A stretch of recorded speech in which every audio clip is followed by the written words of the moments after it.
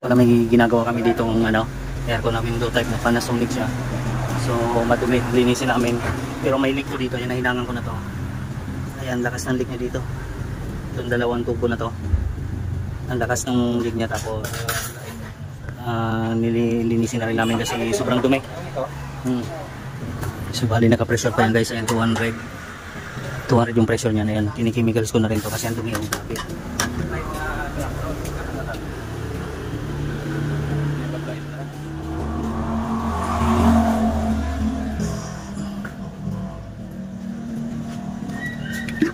Sobrang dumi niyan. Kaya chemicals ko muna, linisin ko muna to bago ko i-reprocess. Pero okay na yung leak niya, nahinan ko na. So ayan, kakain muna kami. Ayan guys, ibabad ko muna yan sa chemicals. Kasi sobrang dumi niyan, grabe yung dumi niyan, babad ko muna sa chemicals yan.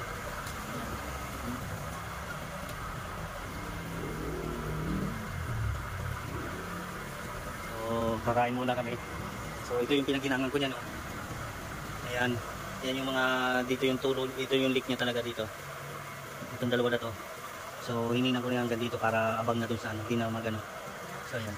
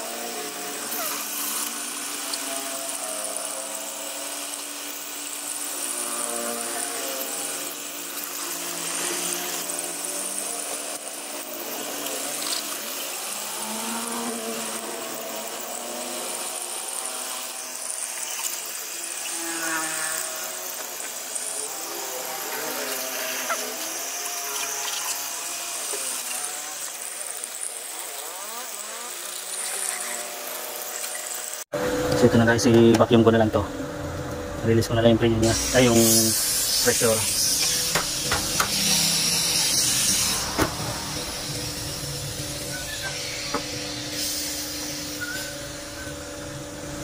So yun, nagpo-vacuum na to. Lipat ko lang pala sa low side. So ito lipat ko lang sa low side kasi naka high side to dahil pressure yung ginano namin. So lipat ko na lang siya dito.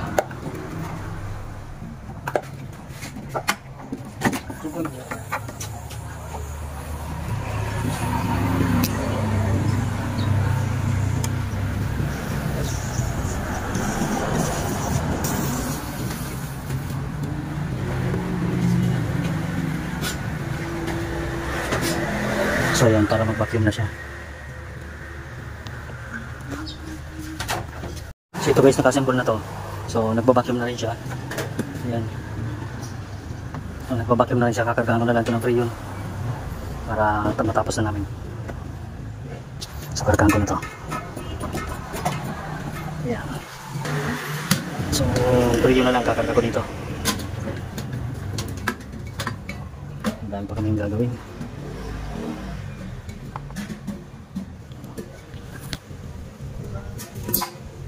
Yan, nakabukas na yan.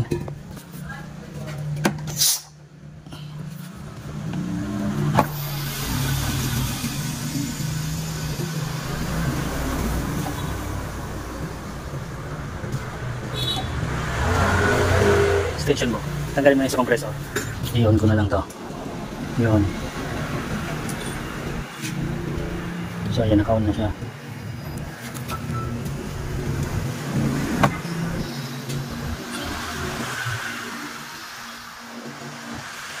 Ituin ko lang yung karga niya ng freon. Nagkaan ko ito ng 65.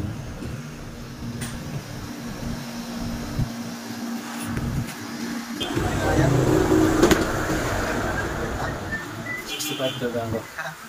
65. 65. So yan, malamig na.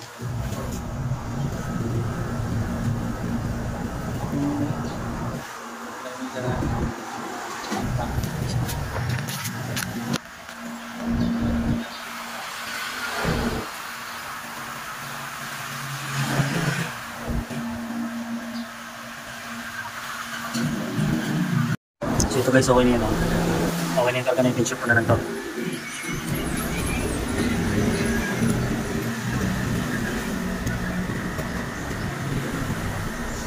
Yan.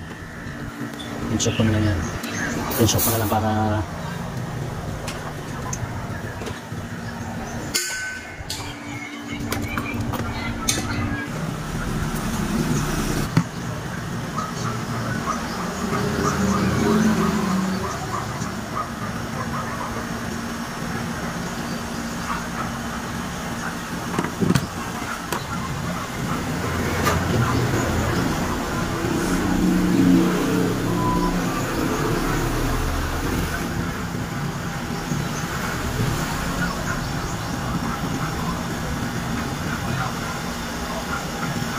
so pinipis ko na lang. Ayan. So okay na to guys. So pilapin na lang ito na mayari. Okay na to.